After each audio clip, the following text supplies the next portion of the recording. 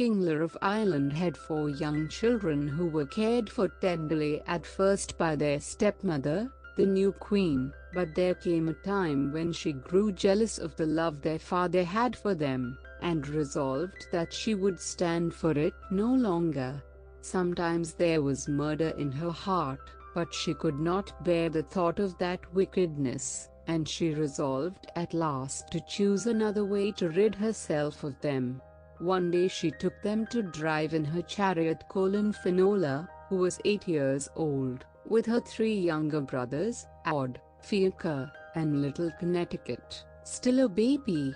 They were beautiful children, the legend says, with skins as white and soft as swan's feathers, and with large blue eyes and very sweet voices. Reaching a lake, she told them that they might bathe in the clear water, but so soon as they were in it she struck them with a fairy wand, for she was of the race of the Druids, who had magical power, and she turned them into 4 beautiful snow-white swans. But they still had human voices, and Finola said to her, "This wicked deed of yours shall be punished, for the doom that awaits you will surely be worse than ours." Then Finola asked, "How long shall we be in the shape of swans?" "For 300 years, said the woman, "on smooth Lake Darvara, then 300 years on the Sea of Moyle, this being the sea between Ireland and Scotland, and then 300 years at Ennisglora, in the Great Western Sea. This was a rocky island in the Atlantic. Until Saint Patrick shall come to Ireland and bring the Christian faith, and until you hear the Christian bell, you shall not be freed. Neither your power nor mine can now bring you back to human shape, but you shall keep your human reason and your Gaelic speech, nor shall you sing music so sweet that all who hear it shall gladly listen." She left them, and before long their father, Kingler, came to the shore and heard their singing. He asked how they came to have human voices. "We are your 4 children," said Finola, "changed into swans by our stepmother's jealousy." "Then come and live with me," said her sorrowing father. "We are not permitted to leave the lake," she said, "or live with our people anymore. But we are allowed to live together and to keep our reason and our speech, and to sing sweet music to you." Then they sang, and the king and all his followers were at first amazed and then lulled to sleep. Then Kingler returned and met the cruel stepmother at her father's palace. When her father, King Bove, was told what she had done, he was hot with anger. "This wicked deed," he said, "shall bring severer punishment on you than on the innocent children, for their suffering shall end, but yours never shall." Then King Bove asked her what form of existence would be most terrible to her. She replied, "That of a demon of the air." "Be it so," said her father, who had also druidical power. He struck her with his wand, and she became a bat, and flew away with a scream, and the legend says, she is still a demon of the air and shall be a demon of the air until the end of time. After this, the people of all the races that were in Erin used to come and camp by the lake and listen to the swans. The happy were made happier by the song, and those who were in grief for illness or pain forgot their sorrows and were lulled to a peaceful calmness. There was peace in all that region, while war and chaos filled other lands. Huge changes took place in 3 centuries. Towers and castles rose and fell, villages were built and destroyed, generations were born and died and still the swan children lived and sang, until at the end of 300 years they flew away, as was decreed, to the stormy Sea of Moyle, and from that time it was made a law that no one should kill a swan in Ireland. Beside the Sea of Moyle they found no longer the peaceful and wooded shores they had known, but only steep and rocky coasts and a wild, wild sea. There came a great storm one night, and the swans knew that they could not keep together, So they resolved that if separated they would meet at a rock called Carricknarone. Finola reached there first, and took her brothers under her wings, all wet, shivering, and exhausted.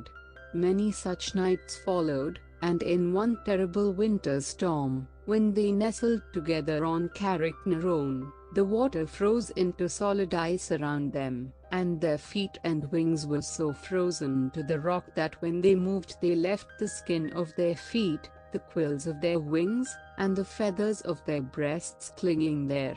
When the ice melted, and they swam out into the sea, their bodies smarted with pain until the feathers grew once more. One day they saw a glittering troop of horsemen approaching along the shore and knew that they were their own kind, though from far generations back, the Danann. They greeted each other with joy, for the Danann had been sent to seek for the swans, and on returning to their chiefs they told what had passed, and the chiefs said, "We cannot help them, but we are glad they are living, and we know that at last the enchantment will be broken and that they will be freed from their sorrows." So passed their lives until Finola sang, "One day, the second war has passed, the second period of 300 years, when they flew out on the broad ocean, as was decreed, and went to the island of Innisglera. There they spent the next 300 years, amid yet wilder storms and yet colder winds. No more the peaceful shepherds and living neighbors were around them, but often the sailor and fisherman, in his little boat, saw the white gleam of their wings or heard the sweet notes of their song and knew that the children of Lur were near. But the time came when the 900 years of banishment were ended, and they might fly back to their father's old home, Finaha. Flying for days above the sea, they landed at the palace once so well known, but everything was changed by time. Even the walls of their father's palace were crumbled and rain-washed. So sad was the sight that they remained one day only, and flew back to Innisglera, thinking that if they must be forever alone, they would live where they had lived last, not where they had been reared. One May morning, as the children of Lur floated in the air around the island of Innisglera, they heard a faint bell sounding across the eastern sea. The mist lifted, and they saw afar off, beyond the waves, a vision of a stately white-robed priest, with attendants around him on the Irish shore. They knew that it must be Saint Patrick, who was bringing, as had been so long foretold, Christianity to Ireland. Sailing through the air, above the blue sea, towards their native coast, they heard the bell once more, now near and distinct, and they knew that all evil spirits were fleeing away, and that their own hopes were to be fulfilled. As they approached the land, St. Patrick stretched his hand and said, "Children of Lur, you may tread your native land again." And the sweet swan's sister, Finola, said, "If we tread our native land, it can only be to die, after our life of 9 centuries. Baptize us while we are yet living." When they touched the shore, the weight of all those centuries fell upon them. They resumed their human bodies, but they appeared old and pale and wrinkled.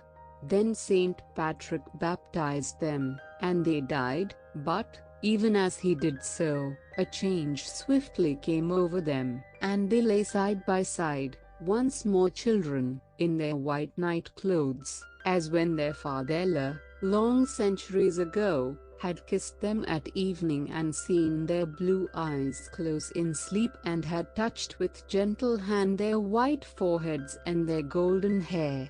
Their time of sorrow was ended and their last swan song was sung, but the cruel stepmother seems yet to survive in her bat-like shape, and a single glance at her weird and malicious little face will lead us to doubt whether she